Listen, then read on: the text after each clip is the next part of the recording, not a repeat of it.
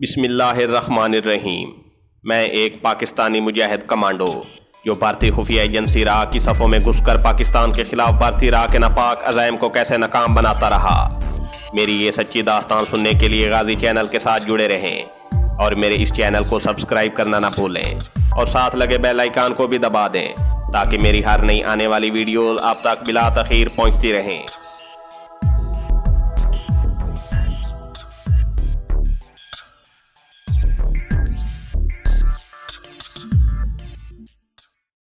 तुम्हारे फरार होने के बाद पाकिस्तानी पुलिस ने छापा मारकर अपने आदमियों गोविंदा, सत्यप्रकाश और मोतीराम को पकड़ लिया।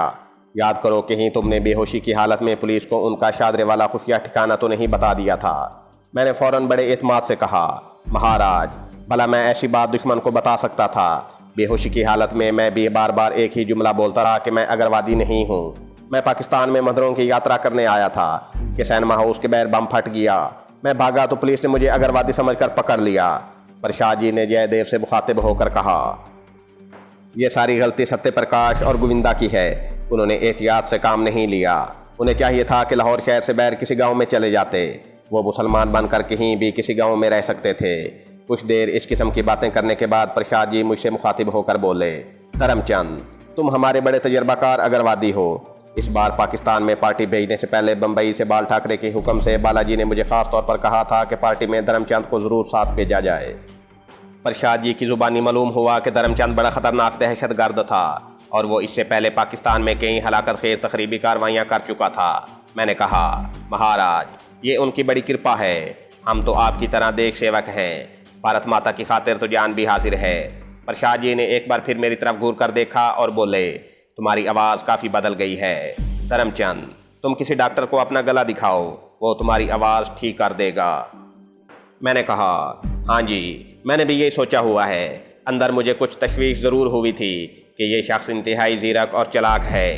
कहीं इसको शक न हो जाए कि मैं असली धर्मचंद नहीं हूँ। मगर मेरे नाक की प्लास्टिक सर्जरी इतनी कामयाबी से की गई थी कि शक्ल तो मेरी धर्मचंद से मिलती ही थी। नाक की उभरी हुई हड्डी की जो कसर रह गई थी उसे प्लास्टिक सर्जरी ने पूरा कर दिया था। मुझे पूरा एतमाद था कि जब तक इन लोगों को ये नहीं मालूम हो जाता कि मेरी कमर पर रीढ़ की हड्डी के करीब स्वास्तिकला का निशान नहीं है और मेरे खतने हुए हैं, इन लोगों को कभी पता नहीं चल सकता कि मैं असली धर्मचंद नहीं हूँ। चुनाचे मैं बड़े एतमाद से बोल रहा था। हमारे लिए सोडा वाटर की बोतलें आ गई। प्रसाद जी ने मुझसे मुखातिब होकर कहा, धर्मचंद तुम अच्छी तरह जानते हो कि हमारे पास तजर्बाकार ट्रेंड अगरवादियों की किस कदर कमी है। वैसे तो हमारी शेफ सीना का हर मेंबर जाने को तैयार हो जाता है, तो हर आदमी का काम नहीं है। तुम दोनों को मालूम है कि इसके लिए हमें कितनी ट्रेनिंग देनी पड़ती है। सिर्फ बम्बों के धमाके करने और क्लाशनकोफों के ब्रस्ट करके लोगों को मारने की ट्रेनिंग ही नहीं देनी होती, बल्कि मुख्तलिफ अजीज़ें देकर ये ट्रेनिंग भी देनी होती है कि पकड़े जाने की सूरत में पुलिस टार्चर करे तो ये अपनी ज़ुबान बंद रखें। इसके लिए हमें बड़ा सख्त चुनाव करना पड़ता है। उन्हें उर्दू ज़ुबान सिखानी पड़ती है। उन्हें मुसलमानों वाले सारे तरीके सिखाने पड़ते हैं। इसी वास्ते जब हमारा कोई आदमी पाकिस्तान में पकड़ा जाता है या मारा जाता है तो हमारा बड़ा नुकसान होता है। इस वक्त हमारे 3 आदमी पाकिस्तानी पुलिस ने पकड़ लिए हैं। 3 रोपोश हैं। बम्बई से बालाजी ने मुझे आर्डर दिया है कि हम चंद आदमियों की एक पार्टी तैयार करें और उन्हें ट्रेनिंग दी जाए और 2 हफ्तों के बाद उन्हें समझौता एक्सप्रेस के ज़रिए यात्रियों के बेस में पाकिस्तान पहुँचा दिया जाए। इस सिलसिले में बालाजी ने बाल ठाकरे जी के हुक्म पर तुम्हें बम्बई बुलाया है। बालाजी को तुम पर बड़ा विश्वास है। बस तुम कल रात को फ्रंटियर मेल में सवार होकर बम्बई रवाना हो जाओ। तुम्हें कोई तैयारी तो नहीं करनी। मैंने फ़ौरन कहा, महाराज तैयारी क्या करनी है। मैं अपने घर बोल आया हूँ कि अभी हफ्ता 10 दिन मैं नहीं आऊँगा। मैं बटाले वापस भी नहीं जाऊँगा।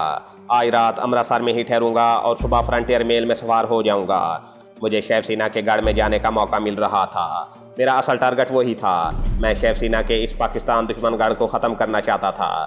पर शाह जी ने मुझे 100 रुपया दिया और कहा, बम्बई तक के लिए ये काफ़ी होंगे। बाकी ज़रूरत पड़ी तो बालाजी के ऑफिस से तुम्हें मज़ीद पैसे मिल जाएंगे। तुम आज रात हमारे ऑफिस की छत पर ही सो जाना। फिर उसने जयदेव से मुखातिब होकर कहा, तुम बेशक वापस चले जाओ और हमारे अगले आर्डर का इंतज़ार करो। जयदेव बोला, जो हुक्म महाराज। रात का खाना मैंने और जयदेव ने बाज़ार के एक होटल में खाया। जयदेव कहने लगा, तुमने मुंबई में बालाजी का दफ्तर देखा हुआ है ना। मैंने खाक देखा हुआ था। मैं तो पहली बार मुंबई जा रहा था। मैंने कह दिया, हाँ देखा हुआ है। बालाजी से भी मिल चुका हूँ। मुझे मालूम हो चुका था कि धर्मचंद बम्बई जाकर बालाजी और बाल ठाकरे से भी मुलाकात करता रहता था। जयदेव बोला, तुम्हें आखिरी बार बम्बई गए 6 माह हो गए हैं। वो इलाका अब काफ़ी बदल गया है। वहाँ 3-4 नई बिल्डिंगें खड़ी हो गई हैं। मैं तुम्हें फिर से समझाए देता हूँ। जयदेव मुझे समझाने लगा। मैंने बड़े तरीके से उससे बाज़ार का नाम, इलाके का नाम भी पूछ लिया। मेरे लिए इतना ही काफ़ी था।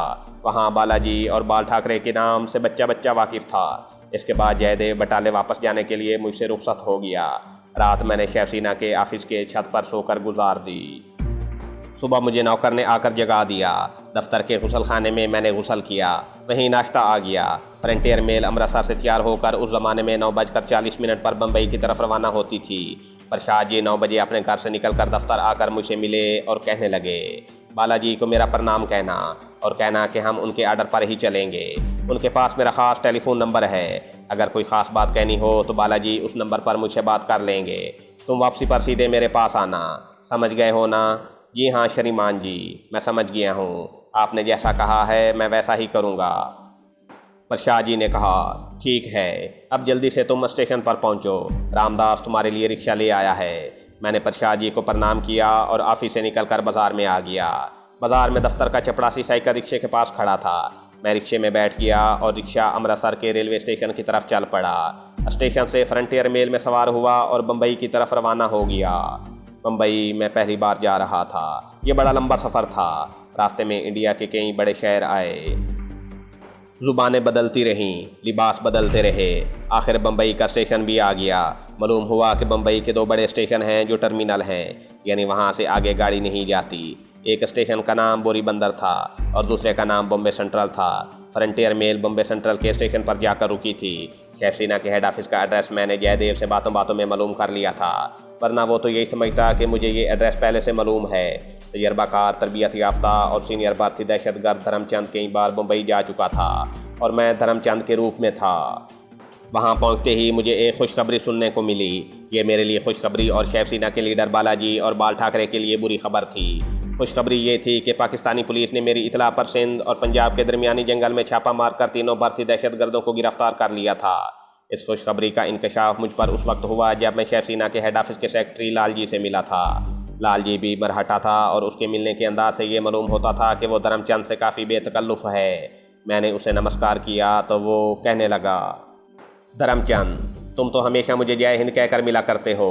आज नमस्कार किस खुशी में किया है? मैंने कहा, इस खुशी में कि मैं पाकिस्तानी जेल तोड़कर भारत पहुंचने में कामयाब हो गया हूं। उस शख्स का नाम लालचंद मैंने दफ्तर के चपड़ासी से बड़ी चालाकी से मालूम कर लिया था। उसने मुझे अपने पास बिठा लिया और बड़ी राजदारी से बोला, एक बुरी खबर भी है। उसकी ज़ुबानी मुझे ये खुशखबरी मिली कि पाकिस्तान में उनके रपोश दहशतगर्द भी पुलिस ने पकड़ लिए हैं। सत्य प्रकाश, गोविंदा और मोतीराम तो पहले ही पकड़ लिए गए थे, अब ये भी पकड़े गए हैं। मैंने बनावटी अफसोस का इजहार करते हुए कहा, ये तो बहुत बुरा हुआ। पाकिस्तान में हमारी ताकत अब ना होने के बराबर है। लालचंद कहने लगा, इस बारे में बालाजी ने तुमसे कोई ख़ास मशवरा करना है। मैंने उन्हें फ़ोन पर तुम्हारे आने की खबर कर दी है। वो ट्रेनिंग कैंप से चल पड़े हैं। मैं बम्बई में दिन के पहले टाइम पहुंचा था। वहाँ मौसम खुशगवार था, गर्मी और हबस नहीं था। आसमान पर बादल छाए हुए थे, समंदर की तरफ से हवा चल रही थी। थोड़ी देर में दफ्तर के बाहर एक छोटी सी गाड़ी आकर रुकी। चपड़ासी ने दौड़कर दरवाज़ा खोल दिया। अंदर से एक गहरे सांवले रंग का आदमी बाहर निकला। उसने गहरे रंग के खद्दर का कुर्ता पजामा पहन रखा था। पाँव में पोना की चप्पल थी। गले में ज़ाफ़रानी पटका डाला हुआ था। माथे पर सुर्ख रंग का गोल तिलक था। मैं भी लालचंद के साथ उसके स्वागत को बढ़ा। ये बालाजी था। उसने कंधे पर ज़ाफ़रानी पटका दुरुस्त करते हुए मेरी तरफ गौर से देखा और कहने लगा, धर्मचंद कब आए हो? मैंने कहा, जी थोड़ी देर पहले पहुंचा हूँ। तुम्हारी आवाज़ क्यों बदल गई है? पाकिस्तानी पुलिस ने कुछ पिला दिया था, उसी दिन से गला ख़राब है, आवाज़ भी ख़राब हो गई है। मेरे साथ ऊपर आ जाओ। लालचंद, तुम नीचे ऑफिस में ही रहना। मेरा कोई फ़ोन आए तो कह देना कि मैं काम कर रहा हूँ। ठाकरे जी का फ़ोन आए तो मुझे ऊपर दे देना। आओ धर्मचंद। बालाजी मुझे ऊपर वाले कमरे में ले गया। ये कमरा बड़ा सजा हुआ था। कीमती चीज़ें थीं। सोफ़ों पर ज़ाफ़रानी रंग की गद्दियाँ थीं। दीवार पर गांधी और नेहरू की फ्रेम की हुई तस्वीरों के दरमियान बाल ठाकरे की तस्वीर लगी थी। कोने में शिवाजी मरहटा का घोड़े वाला बुत यहाँ भी रखा हुआ था। वो मेरे सामने सोफ़े पर बाजू फैलाकर बैठ गया। खद्दर पोश नौकर गाड़ी में से बालाजी का सिगारों वाला डब्बा लेकर आ गया। उसने सिगार सुलगाया और बोला, शायद लालचंद ने तुम्हें ये बुरी खबर बता दी होगी कि हमारे 3 और आदमी पाकिस्तान में पकड़े गए हैं। मैंने कहा, हाँ जी, मुझे तो बड़ी हैरानी हुई है। ये पहला मौका है कि थोड़े दिनों के अंदर अंदर हमारे 6 आदमी पाकिस्तानी पुलिस के कब्जे में आ गए हैं। बालाजी की तलवार मार का मूछें भी थीं, सर के बाल खिजाब से स्याह किए हुए थे और घने थे। वो कहने लगा, ये कोई मामूली बात नहीं है। ठाकरे जी सख्त गुस्से में थे। वो पूछ रहे थे कि ऐसा क्यों हुआ है। तो मैंने कहा, सर, मैंने धर्मचंद को पंजाब से बुलवाया है। उससे पूछकर बताऊंगा कि पाकिस्तान में हमारे आदमियों के पीछे कहाँ कहाँ खुफिया आदमी लगे हुए हैं। मैंने कहा, बालाजी, जहाँ तक मेरी मालूमात का ताल्लुक है, पाकिस्तानी पुलिस हमारी अग्रवाद की कार्रवाइयों के बाद पहले से ज़्यादा खबरदार हो गई है। खुद मैं भी इसी वजह से पकड़ा गया था। हालांकि इससे पहले मैंने कई जगह बम्बों के धमाके किए थे, मगर साफ बचकर निकल जाता था। उस रोज़ हम में से किसी को मालूम ना हो सका कि पुलिस पहले से इर्द गिर्द के इलाके में मौजूद थी। अब पाकिस्तान में सिक्योरिटी बड़ी सख्त कर दी गई है और सिनेमा हाउसेज, रेलवे स्टेशनों, मस्जिदों, बस के अड्डों और स्कूल के बाहर सफ़ेद कपड़ों में मुसल्लह पुलिस 24 घंटे मौजूद होती है। बालाजी ने कहा, लेकिन हमारे दूसरे आदमी तो अपने खुफिया ठिकानों पर पकड़े गए हैं। इससे साफ ज़ाहिर है कि किसी ने मुखबिरी की है। सवाल ये है कि ये मुखबिर कौन हो सकता है। कहीं ऐसा तो नहीं कि हमारा अपना कोई आदमी पुलिस ने ख़रीद लिया हो। बालाजी बड़ा ज़हीन आदमी मालूम होता था, लेकिन मैं इसलिए मुतमईन था कि उसे मुझ पर इस किस्म का शक कभी नहीं पड़ सकता था। मैं उसका सीनियर और तजर्बाकार दहशतगर्द साथी था। मैंने कहा, महाराज जी, मेरे ख्याल में अपना कोई आदमी ऐसी गद्दारी नहीं कर सकता। क्यों नहीं कर सकता? बालाजी ने मेरी तरफ पूरी आंखें खोलकर तकते हुए कहा। ठीक है, हम इन लोगों को ट्रेनिंग देकर भेजते हैं। इनकी देशभक्ति को भी पूरी तरह चेक कर लेते हैं। हम इन्हें हर वारदात के अवर 4-4 बल्कि 6-6 हज़ार रुपये तक यहाँ भारत में इनके अकाउंट में जमा करा देते हैं। लेकिन ये लोग लालच में आ सकते हैं, ज़्यादा रुपए लेकर गद्दारी भी कर सकते हैं। अपन तो खुली बात करेंगे, तुम्हारा क्या ख्याल है? मैंने कहा, सर, मेरा दिल नहीं मानता। आज तक हमारे भेजे हुए किसी आदमी ने गद्दारी नहीं की, तो फिर एक ही हफ्ते के अंदर अंदर हमारे 6 आदमी कैसे पकड़ लिए गए? मैंने जवाब में कहा, बालाजी, पाकिस्तानी पुलिस ने अपने खुफिया आदमियों को जगह जगह छोड़ रखा है। कुछ हमारे आदमियों ने भी एहतियात से काम नहीं लिया। सत्य प्रकाश, गोविंदा और मोतीराम को लाहौर की करीबी बस्ती में क्वार्टर किराए पर लेकर नहीं रहना चाहिए था। उन्हें मेरे हिसाब से वहाँ से आगे किसी गाँव में खुफिया ठिकाना बनाना चाहिए था। बालाजी ने मेरी तरफ घूरते हुए कहा, तुम भी तो उनके साथ ही थे। तुमने उन्हें शादरे में क्वार्टर लेने से मना क्यों नहीं किया? सर, ये सब कुछ तो उन्होंने मेरी गिरफ्तारी के बाद किया है। पहले तो हम शहर से दूर गांव में ही मजदूरों के भेष में रह रहे थे। बालाजी ने सिगार का धुआं छोड़ते हुए कहा। बहरहाल, अब प्रोग्राम ये बना है कि ट्रेनिंग सेंटर में इस वक्त जिन 3 आदमियों और एक औरत को ट्रेनिंग दी जा रही है, तुम उनको साथ लेकर पाकिस्तान में दाखिल होगे। बाल ठाकरे जी ने 2 काम तुम्हारे सुपुर्द किए हैं। एक काम तो ये है कि तुम अपनी निगरानी में लाहौर शहर में बम्बों के धमाके कराओगे। तुम्हारी दूसरी ड्यूटी ये लगाई गई है कि हमारे जो 6 आदमी पाकिस्तानी पुलिस ने पकड़ रखे हैं, तुम उनका सुराग लगाकर उन्हें वहाँ से फरार होने और बॉर्डर क्रॉस कराने में मदद दोगे। ये सब काम तुम ही कर सकते हो। बाल ठाकरे जी को भी और मुझे भी तुम पर ही भरोसा है। मैंने कहा, मैं शिवसेना का सिपाही हूँ, अपनी ड्यूटी पूरी तरह निभाऊंगा, चाहे मेरी जान ही क्यों न चली जाए। बालाजी ने मुस्कुराते हुए कहा, नहीं नहीं धर्मचंद, तुम्हारी जान नहीं जानी चाहिए। तुम्हें जीवित रहकर ये सारे काम करने हैं। तुम्हारे जैसा आदमी हमारी सेना को दोबारा मिलना बहुत मुश्किल है। इसी दौरान नौकर चाय और मिठाइयों की थाली रखकर चला गया था। मैंने एक गिलास में चाय डालकर बालाजी को दी, दूसरी प्याली में अपने लिए चाय डाली और बर्फ़ी का टुकड़ा मुंह में डालकर चाय पीने लगा। बालाजी ने कहा, धर्मचंद, तुम तो हमेशा चाय के साथ लड्डू खाया करते थे। बर्फ़ी तो तुम्हें चाय के साथ कभी पसंद नहीं थी। ये क्या बात है? मैंने कहा, सर, पाकिस्तान में रहकर चाय के साथ बर्फ़ी खाने की आदत पड़ गई है। पाकिस्तानी पुलिस ने शुरू में मुझसे इंतहाई हमदर्दी का सलूक किया था। वो मोहब्बत प्यार से मुझसे मेरे साथियों का अता पता मालूम करना चाहती थी। इस दौरान ही मुझे चाय के साथ बर्फ़ी भी दी जाती थी। बालाजी ने चाय का घूंट भरने के बाद कहा, अच्छा तो ये बात है। मैंने यूं ही अपनी बनावटी अकीदत का इजहार करते हुए कहा, सर, ठाकरे जी के दर्शन नहीं होंगे। बालाजी ने सोफे पर पहलू बदलते हुए सिगार की राख एस्ट्रे में झाड़ते हुए कहा, धर्मचंद, ठाकरे जी बहुत मसरूफ़ आदमी हैं और आजकल तो वो अपने 6 आदमियों के पाकिस्तान में पकड़े जाने से भी परेशान हैं। इसीलिए उन्होंने तुम्हें तैयार करने के लिए मेरी ड्यूटी लगाई है। ऐसी कोई बात भी नहीं। अभी ट्रेनिंग कैंप में चलकर उन आदमियों की कारकर्दगी देखो। कुछ दिन तो तुम्हें बम्बई में लग ही जाएंगे। हो सकता है इस दौरान ठाकरे जी तुम्हें बुला लें। मैंने कहा, जैसे आपकी मर्ज़ी सर। बालाजी कहने लगे, इस बार हम तुम्हारे साथ एक खूबसूरत औरत को भी ट्रेन करके भेज रहे हैं। अपने आदमियों का सुराग लगाने और उन्हें पाकिस्तानी पुलिस के कब्जे से आज़ाद कराने में ये औरत तुम्हारे काम आ सकती है। बड़ी खूबसूरत कन्हैया है, शीला धर इसका नाम है। ऊंची सोसाइटी की पढ़ी लिखी औरत है, तुम्हारी तरह पंजाबी है, अंग्रेज़ी और उर्दू दोनों ज़ुबानें फर बोल लेती है। मैंने पूछा, सर ये औरत इस खतरनाक मिशन पर जाने के लिए तैयार कैसे हो गई है? बालाजी कहने लगे, भाई पहली बात तो यह है कि शीला धर बड़ी देशभक्तनी है, भारत माता के लिए हर किस्म का बलिदान दे सकती है। दूसरे, हमारी शेफ सेना की बड़ी जोशीली कर्मचारी है, मुसलमानों और पाकिस्तान से बेपनाह नफरत करती है। तीसरी बात यह है कि इस मिशन पर जाने के लिए हम उसे काफ़ी रुपए दे रहे हैं। शराब सिगरेट भी बेधड़क पी लेती है और वक्त पड़ने पर सब कुछ कर लेती है। तुम मुझसे मिलकर ज़रूर खुश होगे। मैंने दिल में कहा कि ये औरत तो पाकिस्तान से हरगिज़ वापस नहीं आएगी। मैं उससे ज़रूर मिलूंगा बालाजी। दोपहर का खाना खाकर ट्रेनिंग सेंटर की तरफ चल पड़ेंगे। तुम अब नीचे अपने कमरे में जाकर आराम करो। मैं बालाजी को प्रणाम करके नीचे आ गया। मुझे ये मालूम नहीं था कि नीचे मेरा यानी धर्मचंद का कमरा कहाँ पर है। मैं नीचे शेफ सेना के ऑफिस में आकर लालचंद ऑफिस सेक्रेटरी के पास बैठ गया। उसने पूछा, सारा मामला तय हो गया क्या? मैंने कहा, बिल्कुल तय हो गया है।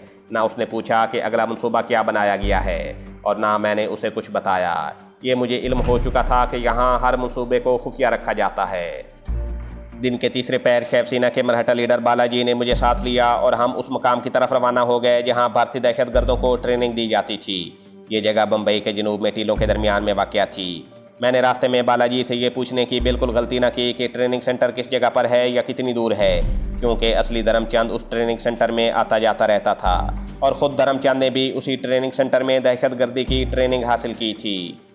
ये टीलों के दरमियान दरख्तों को साफ करके एक बहुत बड़ा अहाता बनाया गया था, जिसके इर्द गिर्द पत्थरों की ऊंची दीवार थी। एक तरफ लंबी बार्क थी जिसके साथ 2-3 कमरे भी थे। यहाँ 2 पुराने दहशतगर्द मरहटे इंस्ट्रक्टर थे और नए रंग रूटों को दहशतगर्दी के लिए ट्रेंड करते थे। दोनों मरहटे बॉडी बिल्डर लगते थे। वो मुझसे गले लग कर मिले। ज़ाहिर है वो असली धर्मचंद को जानते थे और मुझे भी धर्मचंद ही समझ कर मिल रहे थे। मुझे उनके नाम मालूम नहीं थे। मैंने शुरू में बड़ी एहतियात के साथ उनसे रस्मी गुफ्तगू की और अपने ख़ास तरीके से उनके नाम मालूम कर लिए।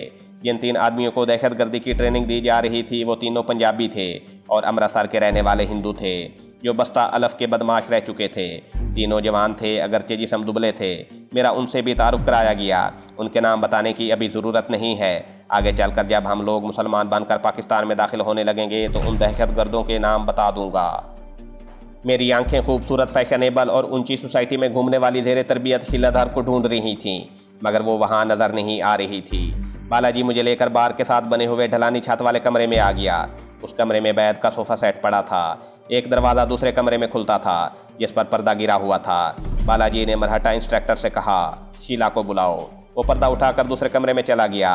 वापस आया तो एक मुनासिब कद की बड़ी आंखों वाली गोरी चिट्टी हसीन दुशीज़ा भी उसके साथ थी, जिसने साड़ी पहन रखी थी।